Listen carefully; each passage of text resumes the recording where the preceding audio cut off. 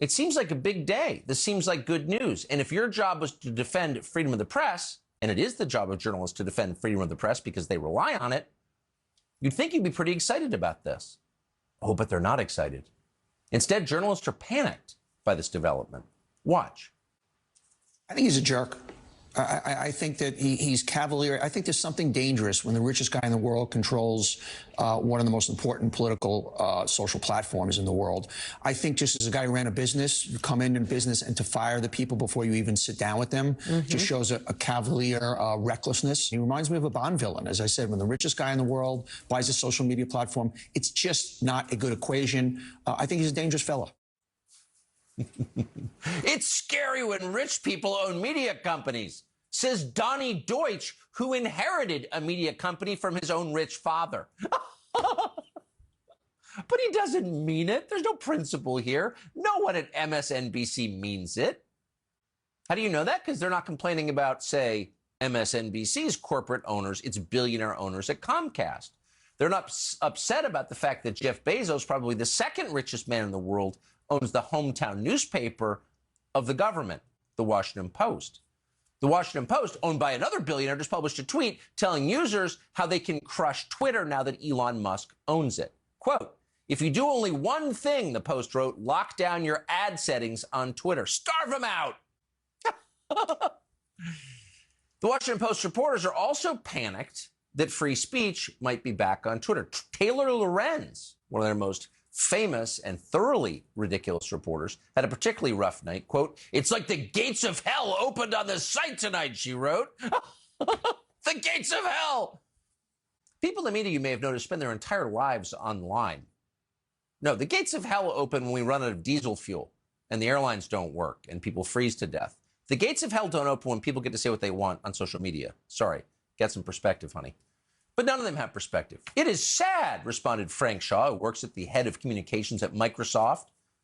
Lorenz was upset because she makes her living by defaming people and then harassing them personally. But until last night, Twitter protected her and many journalists like her from any criticism whatsoever. Here was Vijaya Gadde, who is the chief censor at Twitter, the head lawyer, explaining why Twitter bans anyone who mocks journalists, because it's dangerous to mock journalists. Watch. We were trying to understand the context of what was going on and take action on them. Because again, I don't know, Joe, if you've ever been the target of a dogpiling event on Twitter, but it is not particularly fun when thousands of people or hundreds of people are tweeting at you and saying things. And that's can be viewed as a form of harassment. It's not about the individual tweet. It is about the volume of things that are being directed at you. I understand. And so in that particular case, we made the judgment call, and it is a judgment call, to take down the tweets that were responding directly to these journalists that were saying learn to code, even if they didn't have a wish of harm specifically attached to them because of what we viewed as coordinated attempt to harass them. See how this works? So when you're a journalist, you can destroy people's lives in this country on behalf of a political party. You can totally crush them, get them fired from their jobs, attack them to the point they literally lose custody of their children, which is happening now, by the way. You can do whatever you want if you're a journalist, but if anyone criticizes you, they have to be shut down because their criticism is violence.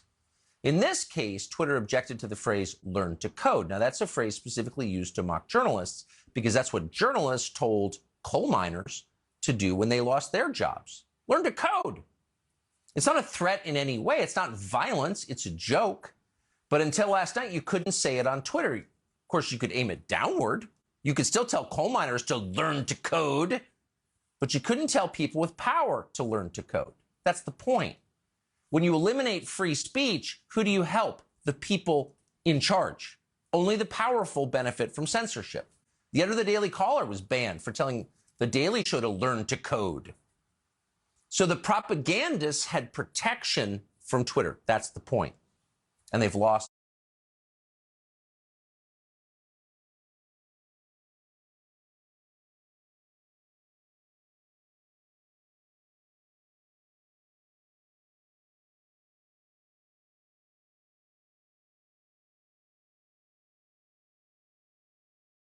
Jobs, anyone who mocks journalists, because it's dangerous to mock journalists. Watch.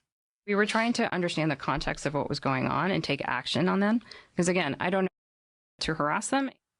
Daily should have learned to code. So the propagandists had protection from Twitter. That's the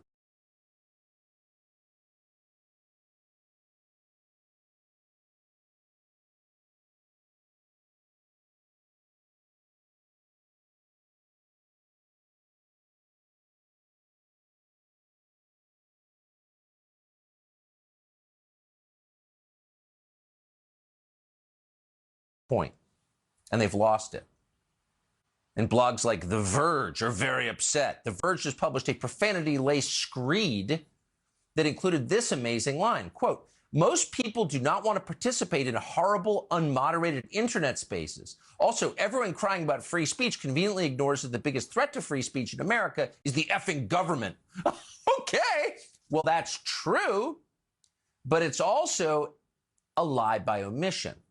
Because, in fact, Twitter was acting on behalf of the government. That's the point. And we know that thanks to lawsuits filed by Alex Berenson and others. We know for a fact that Twitter censored political views at the behest of the White House and also at the behest of Pfizer. So the biggest company in the world, the biggest government in the world, get together and tell less powerful people they can't talk. And that's what the media are defending right now. So obviously they don't understand the concept of freedom of speech or why it's important or why Elon Musk bought Twitter. Joe Cirincione, a, quote, NatSec expert, member on the thoroughly discredited Council on Foreign Relations, wrote this last night, for example. Quote, "I now approach every tweet as if it could be my last." Ooh, the self-dramatization of these people. They're such drama queens. Democratic Party lawyer Mark Elias was hysterical as well. Quote, "I am here until he kicks me off." The thing is, Mark Elias isn't going to be kicked off Twitter now. We don't want him to be, by the way. We think everyone should be able to speak, period, because that's the basis of a free country. When you don't have that, you have totalitarianism, and only people who are benefiting from it support it. The whole point of the transaction is to make certain that everyone can talk. That's why Elon Musk did this. The point is to stop censoring all people, period. As the popular account Comfortably Smug put it, quote, "We're celebrating because we're free to say what we want." That's what they took from us, and that's why they're terrified now. Exactly. So the people who've always been able to say whatever they want are upset, not because their right to speech is under threat, because you now have the right to speech. And they hate that, because now it's more of a fair fight.